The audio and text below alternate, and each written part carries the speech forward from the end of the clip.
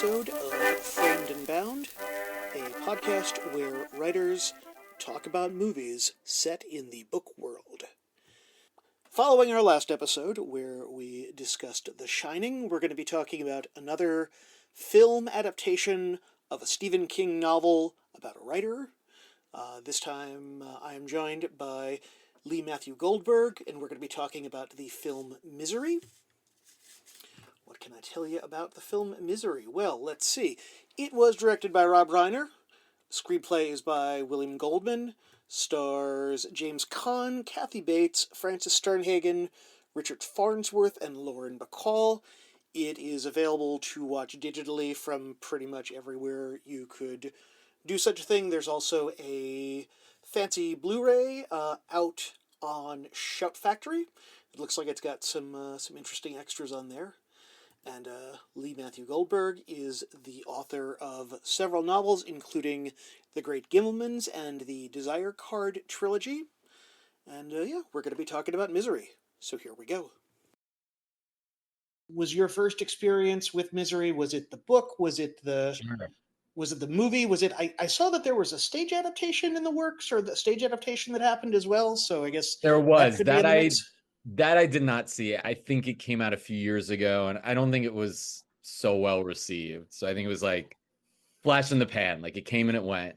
My first experience, I believe I saw it in the movie theaters. I must have been, I don't know, 10 or 11. So I was maybe like a hair too young to see it, but that never really mattered to like my dad if he was taking me to a movie. And it really didn't scare the shit out of me. It like excited me, which I think, is why I became a thriller author for the most part. I was always like drawn to these kind of fucked up stories. But I remember being like completely transfixed and then getting it on VHS and watching it over and over and over and over again. And I didn't read the book until a few weeks ago in preparation for this podcast. So that was a really new thing. And it's interesting because I feel like most people probably did it in reverse, to have seen the movie so many times, to have seen it so far into my childhood, and then as a 40-something-year-old, read the Stephen King book for the first time. Yeah. I'm actually kind of in the reverse position where I think I had read the book first and then ended up watching the movie. I don't think in the theater, but I think shortly after it came out on video. And the main thing I remember from the book, which it's been a long time now since I read, was that you got some of the manuscripts of the novel that Paul Sheldon is writing, and all of the ends are handwritten in because the keyboard has a broken N key. And I believe the N is all messed up. Yeah. Which I just remember as like just a really indelible little detail of the word. I mean, for the most part, it's a pretty close adaptation, the movie to the book, which was a surprise. Doesn't club him. She burns, so there's some little moments here and there that I think made for better cinema. One of his feet gets amputated in the book, if I remember correctly, right? Burned and then I think amputated in the book, where in the movie, I mean, that's the scene you remember the most, where she clubs and you see his ankle crack and the foot go like that. Oh, God. That moment. And also, I feel like being in that theater and hearing everybody wince and kind of scream at it. But I really was amazed at how much, besides the thing you said, really, where there was the book within the book, most of it, a lot of the language, her character is pretty much exactly the same as she is in the book. Made so, amazingly, encompasses, where so many adaptations, I mean, the movie is almost a different beast than the book. So it really surprised me that I almost felt like I was just watching the movie again, reading the book. Yeah. I feel like, William Goldman adapted it and who I grew up kind of reading his books on screenwriting, those were some of the first books about writing I read. And so I feel like I, hold him in pretty high esteem, but I mean, also he has the track record of having written just a lot of really well-made, I mean, it's funny looking at this because for all that this was an adaptation of a best-selling popular novel, I mean, it really is with the exception of like the police department, it's really two people in a house, and really it's two people. It's Yes. mostly two Mhm. people in a room in that house, and Yeah. yet it is visually interesting. It's, I mean, I will talk about this a little later on, but I mean, both Kathy Bates and James Caan just act the hell out of the material, and like and I think do things with their role. Like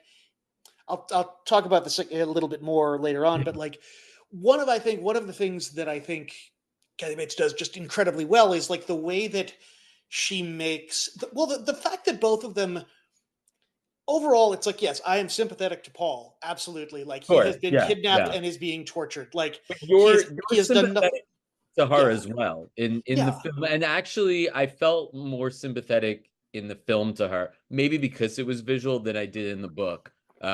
In the book, you're also like with her more. So in the movie's a 2 hour film. The book takes, I don't know, 8 hours to read in total. So by the end of it, and there's little extra crazies that she does in the book as well that lend you to kind of, not be on her side.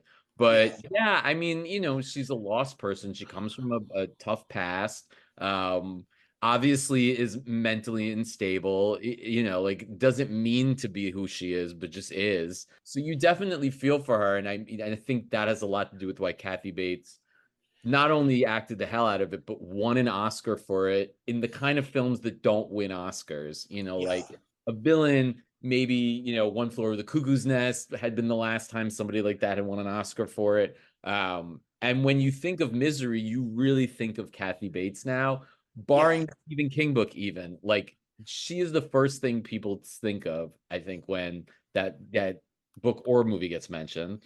I agree completely.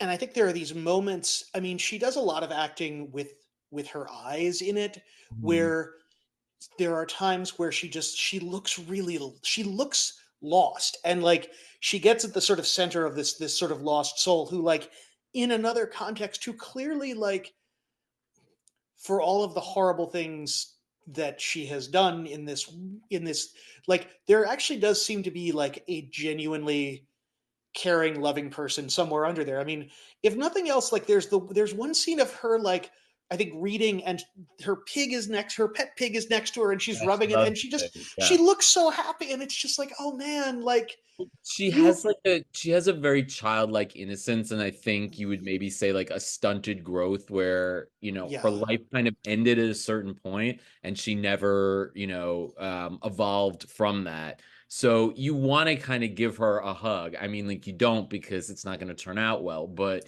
you do feel like you want to protect her in some way from what had happened to her that made her into who she is. I mean, she was a nurse. There was parts of her that I have to believe wanted to do good in life. yeah, And life just fucked her over and didn't allow that to happen. So, and I think it goes along to what we said that like that movie with a different actress would have been a completely different experience to watch. And I really doubt that other people would have been able to have such a breadth of a character that they created, that she was able to create for herself. This was yesterday. I was reading an article about how Kathy Bates, I think, thought she had forgot to thank her mother, who had like a very difficult life in that acceptance speech. And then the interviewer was like, no, you totally thanked her. Like she was a part of it. And I guess for whatever reason, X amount of years, she had always like felt bad about not doing it. And then as of 3 days ago or something, remembered that, oh, yes, she actually did. And she gave her mom the credit because I guess like the strength to do a character like that, I think, came from her mom or something like that. I'm over paraphrasing her. But it was interesting to read that and then like a day later to do the podcast about it. yeah. It's interesting. There's one thing I noticed, which I had not really noticed beforehand, that I found really interesting, and this is something where I might have to I don't know if I assume that there's probably a Blu-ray somewhere, and I don't know if there is a commentary track, but it's actually Mm, something that I would be very curious to hear. So much of what you see of Annie is from Paul's perspective, and so yes. she is Mm, sort of looming over him in the scenes where they're in a shot together. She looks physically larger than he is. But Mhm. it's interesting because there are a couple of scenes where the Richard Farnsworth character, the local sheriff, comes by Right, to right. visit her. And it's funny because when he's standing next to her, like he looks much, and I don't know if that's just Richard Farnsworth was just really tall. Uh Mhm. the main other thing I think of him in was the Straight Story, where he's largely riding a Oh, is that tractor. who that is? Yes, yes. I knew he had So looked familiar from something. Yeah, Straight Story. but Mhm. it's really interesting, and it feels very much like kind of like showing using the size of the characters to kind of show power dynamics and everything else. Mhm. And I but it was an interesting choice, and it was something where like I found that approach really interesting in terms of like how you're watching and how the different characters. I mean, maybe also with kind of what we were saying before, to have her appear sort of childlike in that instance, and Yeah, where she only could be dominant to James Caan because he's bedridden, he's wheelchair ridden. There's no way for him to have the power until ultimately at the end when he, cracks the yeah, type her head and everything. That's another thing I hadn't thought, but the Richard Farnsworth character is really not in the book. There's multiple cops. There's like a young cop that comes at the end. And I feel like they all molded him together. And then he has such like a sturdy presence. And you also really start to like him and then feel bad when it doesn't turn out well for him. yeah, Well, and so I think that was a good choice. I was actually really surprised it was directed by Rob Reiner. I don't think I had remembered that. It's not the typical Rob Reiner movie, yeah. the thriller in general. Yeah, he's not someone I associate with the genre at No, all. he's like When Harry Met Sally. Like, that's who I Yeah, kind of think of with Rob Reiner. And there's moments of hilarity which I think you always need in a good thriller. You need, like her and the pig and her oinking and stuff like that. Like those little yeah. easy moments you need.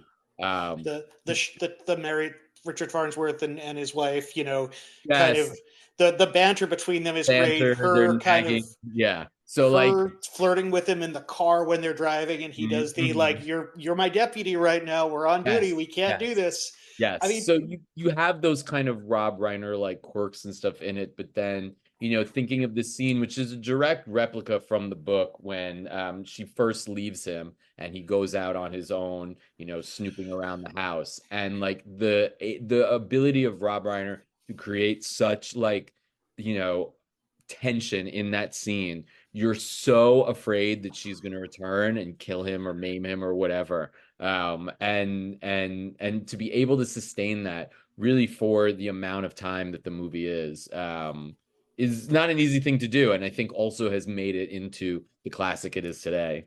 yeah. The other, I mean, we've talked a lot about Kathy Bates, and actually one more Annie Wilkes question, which is, and I will preface this by saying I have not seen it, but the show, I believe, it was on Hulu for 2 seasons, Castle Rock, that I believe I Yes, watched the first season, and well, like an I, episode or so. I had issues with the way that it ended, so I did not watch the second season. But I believe the second season involved like one of the characters was like a young Annie Wilkes, and the sort of implication Oh, was interesting. Mhm. which, and I can't. I'm gonna briefly look this up on my phone because I think I remember who was Is it Lizzie playing. Kaplan? Is it Lizzie Yes, Kaplan? that was what I was thinking Yeah, of. yeah. Yeah, Who's great um, in everything she's done. yeah, absolutely. I was really interested, but there was. I don't want to make this into a digression about my Mhm. feelings on season one of Castle Rock, but Yeah. there was one thing that kind of frustrated me in terms of mystery box storytelling in a really big way. Which is a shame because I also thought the first season was like fantastic acting, some like one of the best episodes of TV I've ever seen. But like Mhm. the final there's a twist at the end where I was just like, God damn it, why did I spend 10 hours watching this? Yeah, which is the problem sometimes with TV Yeah, shows, 10 yeah, episodes. But a really good idea for a show. Like it yeah, should absolutely, have had multiple seasons and like to create a show about his universe, I think is kind of brilliant. yeah, Because there's such a well to go into in yeah. terms of characters, and seeing them kind of before they became the characters they are. Yeah, I didn't give it enough. Like I watched an episode or two and I was kind of like, it's not for me. Yeah, yeah. I definitely I went all in, and I have some regrets. I also don't have some regrets because like there's one episode from the perspective of Sissy Spacek's character who's experiencing dementia where it's all shot and edited out of order, and it's this incredibly powerful Oh thing, and wow, oh, that's interesting. she's Yeah. doing phenomenal work, but it's like it's an episode that is just that much just like strikingly better than everything else in the show. And yeah, Mhm.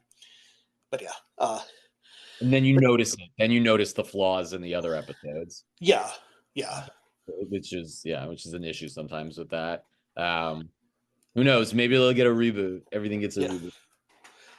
I mean, and it's interesting because it did kind of feel like a little bit of using the same model that the Fargo show has used in terms of the like it's an anthology, it's going to be kind of connected to this, but it's going to be its Yeah. own thing. And I think Fargo has been a lot more successful in That's a doing that. fantastic show. I mean, there was one season that I feel like was not great, but other than that, it's really solid. It's really, really dark. Yeah, And it gives you the feel of Fargo, dark with like you betcha. Like it has that kind of um yeah, to it. And has been on now for I don't know, 5 or 6 seasons, I think, at this yeah. point. I mean, I'm still reminded of in the first season just like Martin Freeman's periodic refrain of "I'm the victim here," and Yeah, just like yeah, the perfect way that he channeled this sort of like horrifically privileged, like non-reflective at all, like yeah. just. Um, so we've talked a lot about Kathy Bates, but I also really want to talk about James Caan because I think it's such an interesting dynamic because there are one of the reasons that I think you still feel bad for Annie throughout the film is that like He's beyond the kind fact of a that he piece doesn't of like shit. he's Like, he's yeah, so condescending to her, and it's like yeah, dude, yeah, this is someone who this is literally like, and you know from the outset that he like had pretend he wanted to be a more serious writer and this made right, him more right. money He and has this his gripes. Yeah, he had more in the film. There's like the strained relationship with the kid. yeah, I think the book goes into. So you're already set up not to love him, which I think is a smart thing.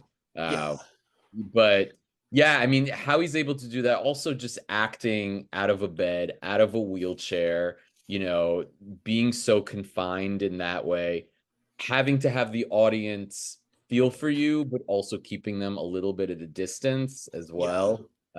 And I think because she was so amazing, you're right. He doesn't probably get like he should have been nominated for an Oscar for that role as well. Like he was yeah, not that she just so took over that film in a way. yeah, But nobody would ever, like James Caan is like an amazing actor, The Godfathers, like he's a star in his own right always. yeah, And I think also to take a step back as an actor and let somebody else really, really shine is an amazing quality as well to have, and a sign of a really fantastic actor. And he yeah, does that in the film very beautifully. That like it's her movie, it's his movie, but it's her movie, really. yeah. It's also, I mean, and this is something that I think is said a few times and kind of is left like there's not really a moment where the sort of subtext becomes text, but for all that, like there are a couple of moments where we are we the audience are kind of reminded that Annie is kind of working class. There's the point where she just butchers the pronunciation of Don Perignon, Yes. and it's kind of played for laughs. Mhm. But there's also that moment where he's talking about his manuscript where they're fighting about the profanity in it, and he's like, I was a slum kid. And so there's also that sort of class element that never really comes too much into play in this, but is still like, is one of the reasons that he's kind of condescending because like to some extent she reminds him of his own working class Yeah. background that he has Yeah. tried so hard to evade. It's that there's probably elements of misogyny. He is comes from failed marriages, like Yeah, where was the root of that? because he never reached the heights of what he wanted his career to be. So there's the Yeah. saltiness too. But it's true. This is somebody who saved his life and pulled him out of a car wreckage where he'd have froze to death. Yeah. And he does, treat her, like the nurse kind of, right? Not really like, especially because I think being the number one fan of something that you're also not 100% proud of is really where it comes from. Like she represents exactly what he did not want to be in this life. And Yeah. it's thrust in his face, and he's stuck with it for however many days they're stuck together. So there's an automatic hatred that exists there too. But I think also, the movie came out in 1990, the book a couple years before. There's a little bit machismo 80s, the guy and how he's treating, his wet nurse, basically. Yeah. It's interesting, like, because I had remembered the book. I thought I had remembered that the book went a little bit more into like, well, the fact that in the film there's a reference to his daughter, but there is not there is very noticeably not a reference to a wife or a girlfriend, and Mm, it's kind of like, and again, I think some of that is probably William Goldman being a good adapter and kind of knowing like, yeah, hey, if we say this and we don't say this, like people are going to be able to put two and two together and kind of, sure, you sure. know, there's the scene of the two of them where she is kind of pouring out her heart to him and she says something like, you'll never know what it's like for, someone like kind of the like where she's sort of like, I'm into you and I know you're not into me and you Right, look down right. on me, but I'm okay with that. And like it is absolutely heartbreaking, even though this is someone who, like, we already know has kidnapped and is drugging this person and is not letting them, and Yeah. is holding them hostage. And it's like you still feel really, really bad for her. Like, Yeah, I mean, especially with that in her head potential maybe romantic comedy aspect of what this could have been, like clearly in a different world, she would want that to happen. yeah, Where from his end, it's a hard pass. And again, a testament to like both of them that they create that without being overt about it, really, and it being really a part of the dialogue. That it's really just in, like her body language throughout the movie, and her, infatuation with him that you feel for her. I mean, I'm a mindset, and I think it's also because of what I write, and I write about criminals a lot and fucked up people, and I empathize with everybody. So oftentimes, if I'm watching a movie, sometimes the villain does get my empathy, unless they're so far gone. yeah, And we've seen the flip on that, where the like the Joker, where the villain does become the hero, and things like that. Um, and in some ways, she is the hero of the story because she really is the main character, and she's the one that, has those moments that we really, really remember. And he's really like the straight man in the story versus what, she's able to do. Yeah, I wonder. I know the stage adaptation now you mentioned. I think I remember it. I think it was Bruce Willis and Laurie Metcalf, which is an interesting of people. I yeah. could see her. I could somewhat see Bruce Willis, Yeah, but I would agree with that. Like, I not at don't the think I've same ever seen Laurie level. Metcalf be bad in anything, and I think No, no. Willis can. I have seen Bruce Willis do fantastic performances, and I've seen him do not so good ones. I mean, I feel like in the right hands, he could sort of summon some of that same ambivalence Yeah, and that same yeah. machismo, as you said, and also the slightly contemptuous thing. But yeah, When you think about Stephen King adaptations, which really have been all over the map, everybody's talking now about Salem's Lot and that adaptation. I haven't seen it yet. I have Um, not either. haven't heard the greatest things about it.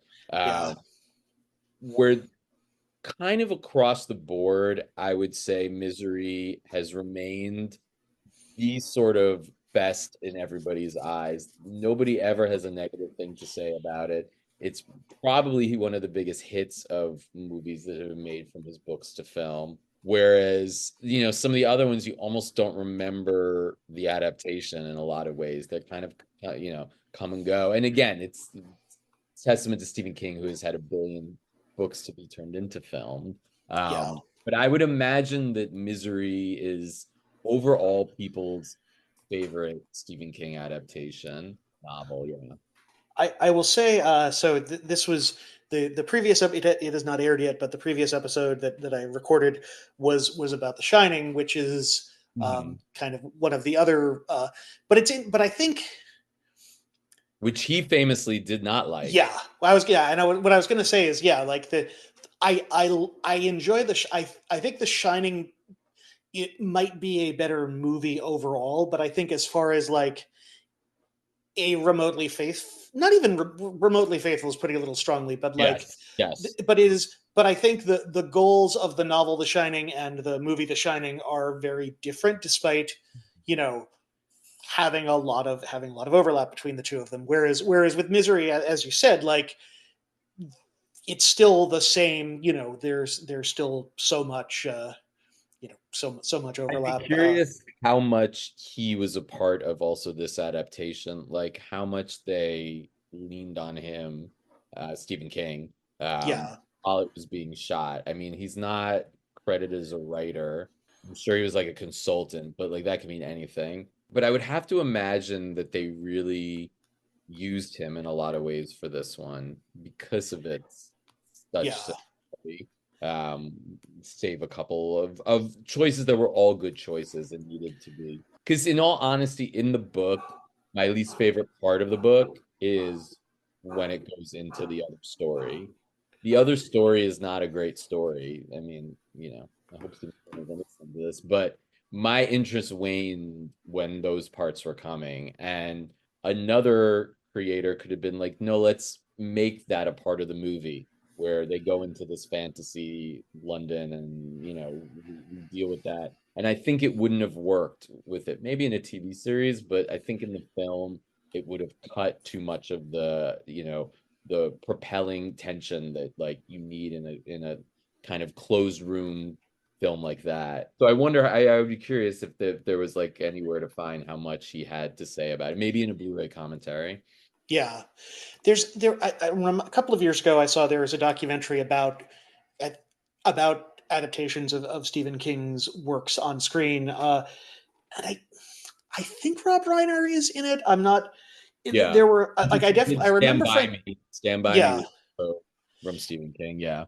and also Castle Rock, which I believe was Rob Reiner's production Oh, okay. company, produced like Shawshank Redemption and a few. So there was also the connection Okay. there. Right, Shawshank. Shawshank is actually probably people's favorite. Yeah, yeah. Yeah. It's But it's it's a short it. story. It's different. It's like a short Yeah, story is such a blueprint that then could become a novel. It's so much easier to adapt a short story into not a novel, a film. yeah. A novel into a film is way harder because you really have to kill a lot of darlings. Yeah. Or yeah, and especially because at that point we were not yet in the era of the of hey, we can just do this as a mini series or Right, as a. right. Well, I mean, I Everything. guess you could with like It or The Stand, but at the time Yeah, I that was not remember. as Yeah, prestigious. the It miniseries, which I have more of a fondness than the films, just because I think I saw it at the best age for it. And like Tim Curry is the clown, who's Yeah, great. But it probably has a lot of weaknesses if you yeah. rewatch. You know, I remember watching it as a kid. I have not watched it. I have actually not watched the more recent adaptation either, which I probably should at some point. I think they're a little bit overrated. I don't think Mm, it needed to be two films. I think that was the problem. So by the second one, you're kind of like, which is a little bit my problem sometimes too, where I'm like, let's wrap it up. Like I don't need two films, almost 3 hours each. yeah. So I think you're okay in life. The one thing that I am curious about the recent one though is the fact that like because of when it was written, the sort of novel and the miniseries were like the 50s and the 80s, and now it's the 80s and the 2010s, which I Yes. find Yeah. Yeah. which I do find to be a little which I find interesting just in terms of like what can you keep the same, what do you have to change, just like more from almost a technical perspective of because It's I'm it's technical, but also, like the 50s, even though it was not, is always considered like a time of innocence. And, like yeah, there was McCarthyism, and we were just getting over World War II and Nazis. Like it was not an innocent yeah, time. But it's sort of seen in this gloss where like the 80s is seen as like cocaine and Wall Street and this. So there's this like whole other kind of like feel to it. Again, it was my childhood, so like it has that kind of, rose-colored glasses to it. But I do think you lose that like, oh, like watching Howdy Doody on the television and like the Yeah, milkman coming that the people kind of associate with the 50s, where the 80s was, not that. yeah. I mean, it's also it's interesting watching something like this because if you were to remake Misery today, it's one of many works from bygone decades where like cell phones kind of ruin the plot Yes, or make it a exactly. very different Yeah, thing. yeah, yeah, Um, yeah. which No, it can only exist in its time. I don't think I mean, I don't know, maybe in 50 years, but like Misery is, I think, one that people will not touch, mainly because you're not gonna you're not gonna outshine Kathy Bates in that role. There's no way. yeah, And it's only gonna be compared to that, and it's just not necessary. Like, something like it, where it was a mini series on like CBS or something like that, sure. Like I'm sure at some point they'll redo like The Stand again and maybe give that its credit, or for how long have they been trying to do the Dark Tower series and yeah, every time, like some of these of his over, they really have to like make right. Misery, I just have a feeling it's never going to be touched in that way unless it becomes like that Castle Rock show and they yeah, from a different angle, sure, and he probably wouldn't sell the rights to a remake of it. I don't think he would. I think he's like, that was perfect. Why would I want to mess with that? yeah. I also think, I mean, and maybe this is a failure of imagination on my part, but I you know I'm a big fan of different Thomas Harris adaptations, but I Mhm. also like the fact that more recently with Hannibal, you have Mads Mikkelsen coming at the role in an incredibly different way than either Anthony Hopkins Yeah, or Brian Cox did, which I think is one of the reasons that Hannibal was in my mind such a fantastic show. that And show. I'm not sure Annie Wilkes is a character where you can do as much. You could there would be the room for like someone to sort of be the Mads Mikkelsen to Kathy Bates's Anthony Hopkins with respect. I mean, There's not there's not as much nuance to a character as her as a Hannibal character that is inherently evil in just a very different way. She's yeah, not great. I mean, she's batshit. Like, yeah. like, either It's she's different levels of batshit, and that's kind of her character. Where he's, like sinister and evil and creepy and seductive and weird, and there's so much more you could play with that I don't see that working in the same way. yeah.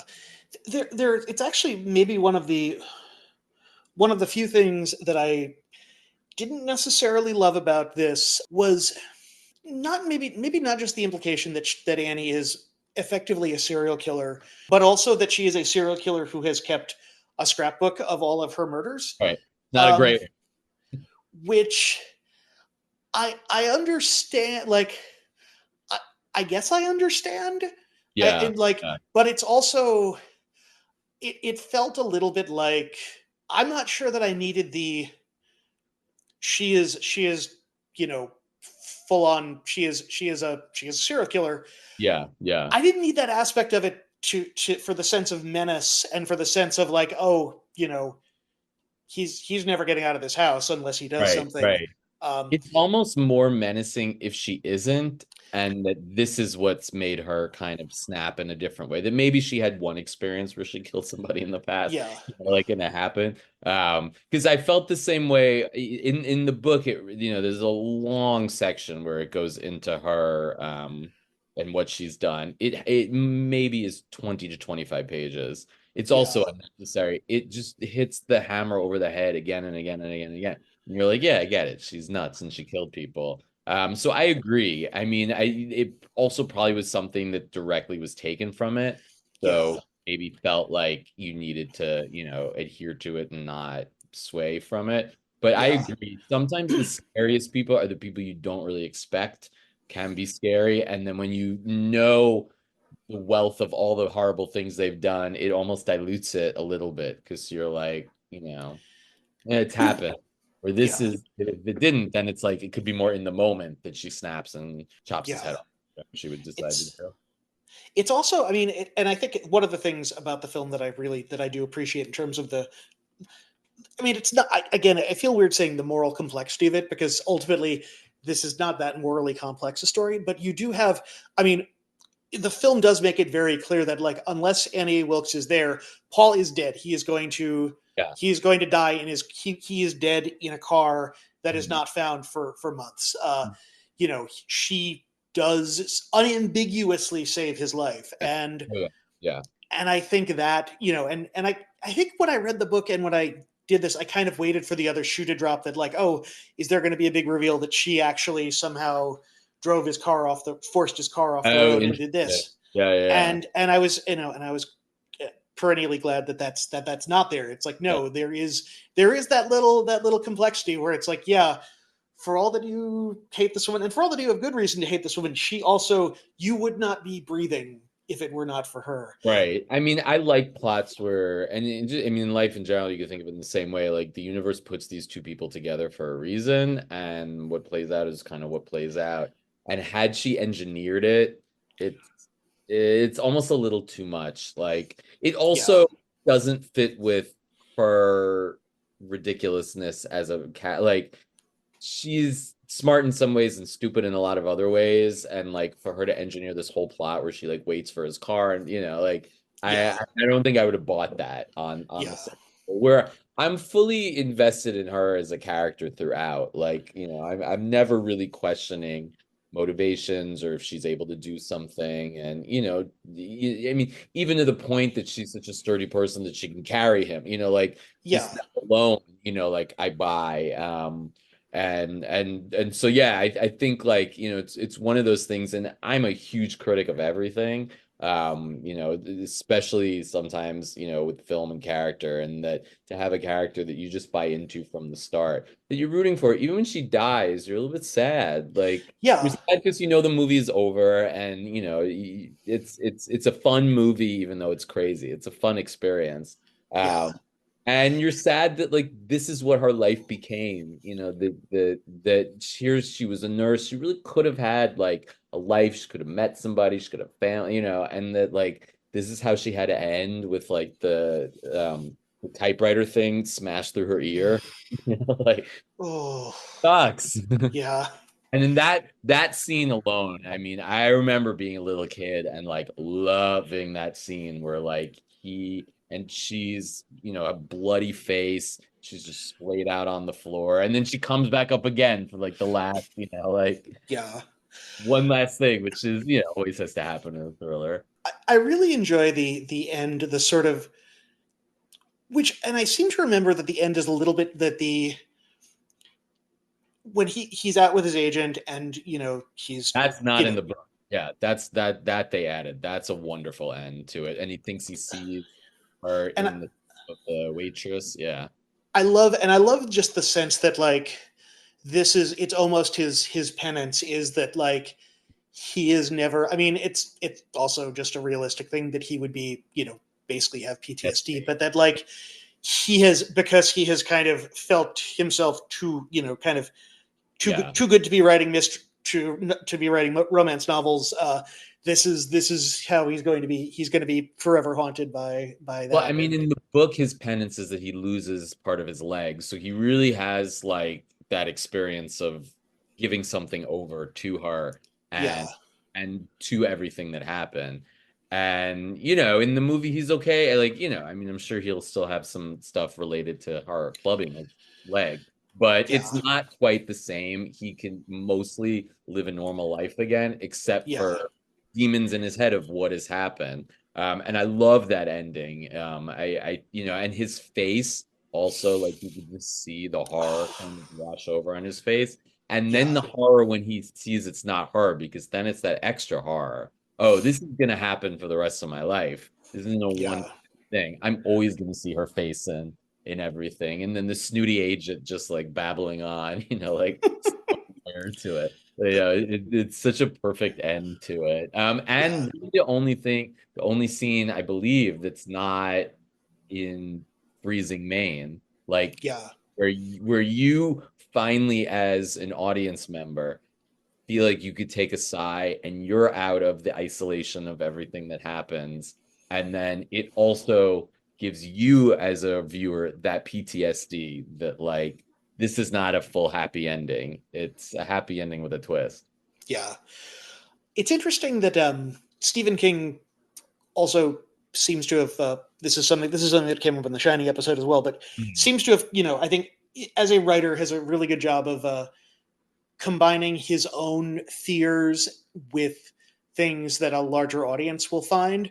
But I Yeah. think as a writer, the fact that like him having to burn this book that he has, worked Yeah. hard over, and then burning, even like there's even a little bit of I watching it, there was even a little bit of regret that like he kind of does write his best misery book and he Mhm. burns that too. And it's just like, oh man, I mean, I that's think, people talk about, like, I mean, which is a wonderful, wonderful book on writing, and that's sort of the seminal book about writing that Stephen King has written. But like, yeah, Misery also is the seminal book about writing, because as writers, if I had to burn, I would rather burn my leg off after if I had written like the novel that's going to take me to another like universe and I had to like torch it, the pain in that. And I even remember, I mean, I've always wanted to be a writer since I was a little kid. So like seeing that movie, that was the scene that like fucked me up the most. It was not, him getting clubbed, her getting smashed with the typewriter. It was like James Caan burning that book and the yeah, feel of that and the look on his face, and like he just knows he has no other option. And like you said, the weirdness of hating the misery books, but also having written your best misery book. Where finally you like this character who's brought you so much torment over the years, and that character also probably is somewhat influenced and inspired by Kathy Banny Wilkes as well. So there's yeah. like so many layers going on in that moment, and he really captures it perfectly, like in his reaction to it. Yeah, no, that scene is the biggest horror part of the whole film. Yeah. It's there's also, I mean, the one area where I kind of I don't think this could ever be remade, but I do think there is some interesting, Annie Wilkes is in a lot of ways the sort of the toxic fandom on the internet before toxic fandom was on the Right, internet. right. He I was mean, the first. Yeah. to the point of even being like, I know what is best for the writer of this more than they do. I mean, it goes back to like Arthur Conan Doyle killing off Sherlock Holmes because he was sick of writing Sherlock Holmes Right, mysteries. right. But it still feels very prescient. Like it feels like I don't think you could tell this exact story, but there are certainly there are certainly variations of it. There's actually a graphic novel written by the writer Alex DeCampi called Parasocial that's kind of a Mhm. riff on this, but it's about an actor who has a car accident and is taken in by someone who's a fan of this cult TV show that he was on, and Oh, interesting. Oh, I'll have to look that things. up. Yeah, yeah. Yeah, and it definitely feels. I mean, it's very much its own thing, but it kind of finds a sort of 2020s way of getting to some of the same things Hmm. about it. I I mean, this probably was the first, but there's been so many tweaks on the formula of, what misery is, for better or worse. Now it's sort of like influencer stuff is what I'm seeing, like that's the kind of number one fan yeah, aspect of it, that it's supplemented, like writers have gone down, actors have even gone down, and now it's like TikToker or somebody like that's the person who is the most stalked or the most kind of, in danger of something like this happening to them. And yeah, I don't know, it's a sign of the times, I guess, that like, this would an author these days have that same, I mean, maybe like, a Colleen Hoover for like her yeah, fandom, potentially, but I feel like a lot of times with authors, I mean, the amazing thing is like nobody really knows who you are, even if you're super successful. Like, you yeah, know, you say what Dan Brown, who wrote the Da Vinci Code, looks like. No, and he sold, 30 million copies of that book. He's yeah, a chubby guy in his 60s. Like, who knows? yeah. This where is actually reminding me that years ago, this you may remember this as well on the subway. I think it was the writer Nelson DeMille. There would be subway ads, and it had an author photo of him, and it was like the least flattering author photo I've ever oh seen. And I always really felt really bad because I'm like, this is a guy who's written a bunch of best-selling novels. Like, right, you couldn't have had a better you photographer. couldn't like make him, Absolutely, a little you bit know, better. like Yeah, yeah. But then it's like, how many people are really looking at the author photo at the end, and that's it. I don't know. I mean, I think we're in a time where it's like both. People are always like, oh, the state of the industry and this and that. Like, people are reading books like on a phenomenal level right now, and like yeah, books that are selling huge, and people are getting into audio, and then that's the way that they get into books. So like, I think very well with the right author you could remake. And that might be a more interesting misery, is like, instead of doing it, a full remake of Annie Wilkes, having a remake reboot where it's a similar situation with just different circumstances and, different kind of writer. I don't know. I don't know. yeah. I don't think he wants to do it. It's kind of like, and I don't think anything ever came of this, but I remember after Parasite won the Oscar, there was some talk that like I think it was like Adam McKay's production company was looking into doing an American version, but it would be like more Mm, of a thematic riff on it than just like we're going to tell this exact same story, but everyone's going yeah. to be American. Which, yeah, like I think that could work. I'm actually reminded, and I'm reminded that I watched it. The movie I want to say Ingrid Goes West with Aubrey Plaza and Elizabeth It was a good Olsen. film. Yeah, yeah. That had misery vibes a little Yeah, bit. I remember watching like the first half of it and I was really tired and I passed out and I just like, oh right, I need to rewatch that, or not rewatch it, but finish watching it also because it's like, yeah, Aubrey Plaza and Elizabeth Olsen are good at acting, and I would watch the two of them in a psychological thriller. Yeah, But yeah. yeah, There was this other movie I saw recently. I think it also was on Shudder. It was called Influencer, and it was it was small, and it captured it really, really well. nice. That was, I don't remember the actors, the two actresses, but yeah, I mean, it's a good trope to do. It's automatic drama and tension when you have like a fan and that relationship of the person who feels like they know this person even though they don't, and the love for them that blurs some type of sexuality sometimes as well. It's more, it's already set for there to be like fireworks and drama and intrigue and all of that. Yeah, I'm sure we haven't seen the last of kind of misery-esque knockoffs. And if they're done right, great. It's yeah, like what's it called? Like Groundhog Day has become a genre now, Sure, great. Do it. Edge of Tomorrow was excellent. It was a yeah. fantastic, like Palm Springs. Like if it's done well, awesome. I'll take it. I like it as a genre. So the misery genre. Or the elevator pitches. It's Groundhog Day meets Misery. Groundhog Hey. Day meets Misery. I feel like I need to write this actually. That sounds good. I mean, I'm guilty of like thinking sometimes about two films and I'm like, well, what if I put them together? Like Yeah, that would not be the worst thing. And honestly, these days too, when you're selling anything, it's all this meets this. So, yeah, I'm consistently and I've sold things off of pitching it. Like my book, The Gimelmans, I pitched as Little Miss Sunshine meets the Coen Brothers, and that's what got a producer interested. Like they were like, nice. oh. So I'm always thinking that way with kind of everything I do, and it helps too. I think like it helps sometimes if you're stuck with like a plot thing, and especially thrillers that are so like propulsive, and you need the plot to kind of keep moving forward. It's not bad, like who was the person said like all writers are thieves? It was Shakespeare, or, whatever. Like, Yeah, yeah, steal some stuff. It's all good. yeah. Your own. I, I'm mostly, I am kind of just, I had one closing thought, which was, whoever in the art department came up with the paperback or the paperback and hardcover designs for the Misery books, I think just did a phenomenal job. I mean, I noticed like there's even like the little Viking, you know, on the back. Like it's like, yeah, these 100% look like something I would have seen, walking past the romance section of a bookstore in Yes. Yeah. 1989. Yeah. And I really appreciated that because it's like I have definitely seen some books for this podcast where, like, Not as much. did your designers ever look at what a book looks like? I mean, 'Cause I'm always fascinated by that in general. I mean, I do it all the time. I'll go to Barnes and Noble and I'll totally like judge book covers, and some of them I'm like, what the hell is this? Like yeah, you just threw something at the wall with this.